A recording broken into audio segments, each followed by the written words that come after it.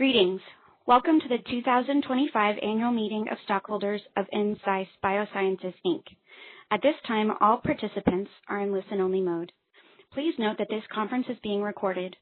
Registered stockholders who have entered their control number may submit questions during the presentation. The questions will be answered electronically after the meeting adjourns. I will now turn the conference over to your host, Dr. Bob Gower, Chairman of the Board. Please go ahead. Good morning, ladies and gentlemen, and thank you for joining the Ensci Biosciences 2025 virtual annual meeting of stockholders that was adjourned from December 23, 2025 to today. I am Bob Gower, and I have served as chairman of the board since 2008. We've continued the virtual format for our annual meeting to help promote safety while providing a consistent experience to all stockholders, regardless of your location. I am pleased to be presiding over today's meeting. Also joining us today virtually are the members of our board of directors, and it's my pleasure to introduce each of them now. William Chang. William joined the board in 2016 and serves as on our compensation committee. Bob Gower. I joined the board in 2008 and am a member of our nominating committee and nominating and corporate governance committee, and I also serve on the audit committee and compensation committee. Lynn Kirkpatrick. Lynn joined our board in 2009 and has served since that time as our chief executive officer. Adam S. Levin, MD. Adam joined the board in 2021 and chairs our compensation committee. Steve R. Martin. Steve joined the board in 2020 and chairs the audit committee. He also serves on our nominating and corporate governance committee. Lee Rausch. Lee joined the board in 2022 and serves on our audit committee and compensation committee and as chairperson of our nominating and corporate governance committee. Curtis Rosebrough. Curtis joined the board in 2021. Curtis serves on our nominating and corporate governance committee. Andrew Benton is not standing for re-election to the board of directors, and we are grateful for his service to the company. After consideration of the matters to be voted upon, Dr. Lynn Kirkpatrick, our CEO, will give a brief company update. If you are a stockholder entitled to vote and have not yet voted, or if you want to change your previously cast vote, you can vote at any time before the voting closes by using the link to the annual meeting voting section of the meeting webpage. If you already voted, it's not necessary to vote again. Before I turn the meeting over to David Humphrey, our Chief Financial Officer, Corporate Secretary, and Treasurer, I'd like to take a moment to thank our entire Ensci leadership team led by Lynn Kirkpatrick. And finally, on behalf of the board and the management, I'd like to thank our stockholders for your continued confidence and investment in Ensci. I also want to thank our directors, the directors of our board, for their significant contribution over the past year. Your guidance and your stewardship is greatly valued and appreciated. Now it's my pleasure to call to order our 2025 annual meeting of stockholders. David Humphrey will act as secretary of the meeting, and at this time, I'll turn the meeting over to him. Thank you, Dr. Gower. Good morning and welcome, everyone. I am David Humphrey, the company's Chief Financial Officer, Corporate Secretary, and Treasurer. Today's meeting is being recorded and will be made available on our website, ensci.com, as soon as practicable after the meeting. Copies of our 2025 proxy statement and 2024 annual report can be found on the meeting webpage. Continental Stock Transfer and Trust Company has confirmed to me that the proxy materials for this meeting were mailed on or about December 5th, 2025, to stockholders of record as of October 29th, 2025, the record date for this meeting. An additional notice concerning adjournment and a proxy card were mailed on or about December 16th, 2025, to stockholders of record as of October 29, 2025. An affidavit to this effect will be filed with the minutes of the meeting. I, David Humphrey, the company's Chief Financial Officer, Corporate Secretary, and Treasurer, am acting as Inspector of Election for this meeting and have taken the oath of office, which will be filed with the minutes of the meeting. All stockholders of record at the close of business on October 29, 2025, are entitled to vote at this meeting. A list of the stockholders as of the record date of October 29, 2025, who are entitled to vote, to receive notice and to vote at this meeting has been available for inspection at our principal offices during regular business hours for more than 10 days. I have confirmed that a quorum is represented, so this meeting has been duly called and is officially convened. There are 5 matters before stockholders today. Each is identified on the proxy card and more fully described in our proxy statement. The first order of business is to consider the proposal to approve, for purposes of complying with NASDAQ Listing Rule 5635D, the full issuance of shares of common stock and exercise of warrants for common stock issued by the company to an investor, known as Proposal 1. The Board of Directors unanimously recommends that stockholders vote in favor of Proposal 1.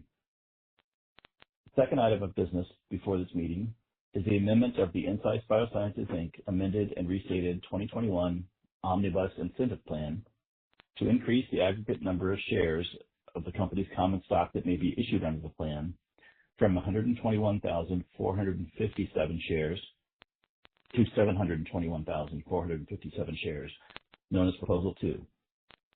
The Board of Directors unanimously recommends that stockholders vote in favor of Proposal 2. The third item of business is the election of the following 2 nominees as directors of Insight Biosciences, Inc., William Chang and Lee Rausch. Each director nominee has been nominated to serve as a Class 1 director until our 2028 annual meeting. As Corporate Secretary, I've advised the company that no other nominations have been received. The Board of Directors unanimously recommends that the stockholders vote in favor of the election of each nominee to the board. The fourth item of business before the meeting is the ratification of the appointment of Baker Tilly US, LLP as the company's independent registered public accounting firm for the fiscal year ending December 31st, 2025. The Board of Directors unanimously recommends that stockholders ratify the foregoing appointment. A fifth item of business listed in the proxy statement is consideration of a proposal to adjourn the meeting. However, because this proposal is relevant only if the number of votes for another proposal is insufficient to approve that proposal, this proposal will not be considered unless that occurs. Dr. Gower, each of the items has been properly brought before this meeting, and it does not appear at this time that the fifth item of business must be considered. Now, I turn the meeting back to you. Thank you, Dave. At this time, voting ends as the polls are now closed. While the votes are being tabulated, I would like to invite Dr. Lynn Kirkpatrick, our President and Chief Executive Officer, to address the meeting. After Lynn's comments, we will announce the preliminary voting results and adjourn the formal portion of the meeting. Now I would like to turn the meeting over to Dr. Lynn Kirkpatrick, our CEO and President. Thank you, Bob. Good morning, and thank you for joining us. Insight has had an exceptional year in the continued development of our 2 next-generation analgesics, PF614, which has been designated with fast-track status, and PF614-MPAR with overdose protection, which received breakthrough therapy designation from the FDA in 2024. We are honored that the FDA recognizes the uniqueness and potential of our TAP and MPAR technologies. Additionally, the National Institute on Drug Abuse has continued to support our MPAR program with the receipt of the second $5 million of a multi-year $15 million grant to continue the development of PF614-MPAR, helping us move this highly novel analgesic through IND-enabling and early clinical studies. The development path for PF614 progressed significantly during the year. We announced the initiation of our Phase 3 pivotal study mid-year and the initiation of enrollment of subjects in this study in December. This pivotal trial is evaluating the analgesic and safety properties of PF614 in subjects undergoing abdominoplasty, currently at 3 sites in the U.S. Importantly, we received support from the FDA on our manufacturing approach for PF614, allowing us to move to commercialization scale as we ready our plans for market launch. We have also continued the clinical development of our overdose-protected PF614 MPAR with completing parts 1 and 2 of a 3-part trial, PF614 MPAR 102. We met with the FDA to discuss the regulatory path for PF614 MPAR and are working with the agency to understand labeling to position it as the first opioid with overdose protection to be approved to treat severe pain. Additionally, we've also applied our TAP and MPAR technologies to produce novel treatments for opioid use disorder and ADHD and have expanded our patent portfolios in these areas. Our goals for early 2026 are to continue to execute our phase 3 trial for PF614 and to position to move it toward an NDA submission. Over the last year, the financial support that NSICE has achieved from the National Institutes of Health and the public markets has driven the progress of our programs and put us in a position to enter the last phase of development, poised to bring a highly novel opioid analgesic to the market and to individuals suffering in severe pain. These accomplishments over the last year were made due to the dedication of my highly experienced team and the drive we all have to provide the public with safer medications for strong pain relief.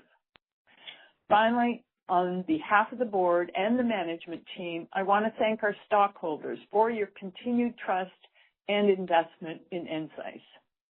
Thank you for joining us today. I'd like to hand the floor back to Bob Gower.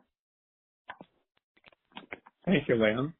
It is now time for David Humphrey to announce the preliminary voting results. Thank you, Dr. Gower. As the Inspector of Elections, I have been furnished with the preliminary voting results.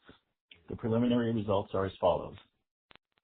Stockholders have approved, for purposes of complying with NASDAQ Listing Rule 5635D, the full issuance of shares of common stock and exercise of warrants for common stock issued by the company to an investor. Stockholders have approved an amendment to the NSICE Biosciences Omnibus Plan. Each of the 2 nominees for director has been elected to the board, and the selection of Baker Tilly US, LLP, as the company's independent registered public accounting firm for fiscal year 2025 has been ratified. In addition, because the number of votes on these proposals is sufficient to approve the proposals, the proposal to consider an adjournment of the meeting if the number of votes is insufficient does not need to be considered. The final report of the Inspector of Elections will be filed with the minutes of the meeting, and the results will be filed with the SEC on a Form 8-K. Now I'd like to turn the meeting back to Dr. Gower. Thank you, Dave. This completes our 2025 annual meeting of stockholders, and the meeting is adjourned. Thank you all for attending. The final votes will be tabulated and results of voting will be publicly disclosed. The company will reply electronically to any questions submitted by registered stockholders during the meeting. Thank you for your continued dedication to NSICE. I'd now like to turn the meeting back over to the host to bring the session to a conclusion. This concludes today's meeting, and you may disconnect at this time. Thank you for your participation.